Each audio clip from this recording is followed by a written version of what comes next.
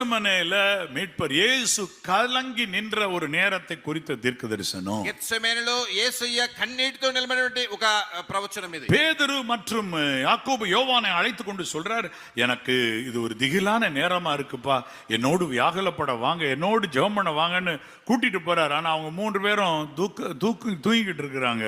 ஆண்டவர் சொல்லுகிறார், எனக்காக பரிதபிக்கிறவன் உண்டோ என்றால் இல்லை, தேற்றுதலுக்கு காத்திருந்த ஒருவனையும் காணேன்.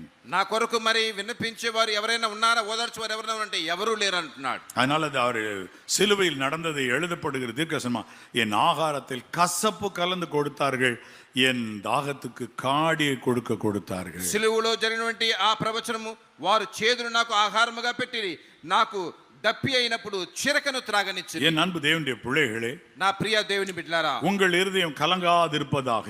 మీ హృదయము కలవరపడకుండును గాక. கலங்காதிருப்பதாக. మీ హృదయము కలవరపడకుండును గాక. உங்களுக்கு ஆறுதலும் தேறுதலும் ஆண்டவரிடத்திலிருந்து நிச்சயமாக வரும். మీకు ఆదరణ ఓదార్పు ప్రభువు నుంచి ఖచ్చితంగా వస్తుంది. உங்களுடைய வீடு ஆறுதலின் இல்லம் என்று மெய்யாகவே மாறும் என்று உங்களுக்கு சொல்லுகிறேன் விசுவாசத்திலே. మీ యొక్క గృహము ఆదరణ గృహమని నిశ్చయముగా మారుతుందని విశ్వాసముతో మీతో చెప్తున్నాను. విశ్వాసిக்கிறேன் நான். నేను విశ్వసిస్తున్నాను. உங்களுடைய வீடு ஒரு ஆறுதலின் இல்லமாய் மாறும். మీ ఇల్లు ఒక ఆదరణ గృహముగా మారుతుంది என்று విశ్వాసిக்கிறேன். అని విశ్వసిస్తున్నాను. எப்படி? ఎలాగా?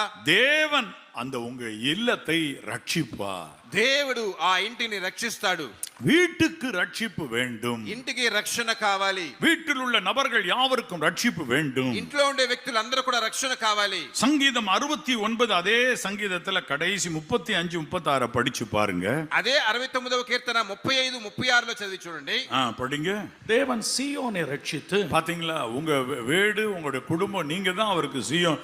தேவன் சீயோனை ரட்சித்து யூதாவின் பட்டணங்களை கட்டுவார். யூதாவின் பட்டணங்களை கட்டுவார். அப்பொழுது அங்கே குடியிருந்து அதை சுதந்தரித்துக் கொள்வார்கள். அதை சுதந்தரிப்பார்கள். யார் அதை சுதந்தரிப்பார்கள்? வாசமாயிருப்பார்கள். அடுத்து எழுதியிருப்பார் சங்கீதம் 69 36. அவருடைய ஊழியக்காரரின் சந்ததியார் அதை சுதந்தரித்துக் கொள்வார்கள்.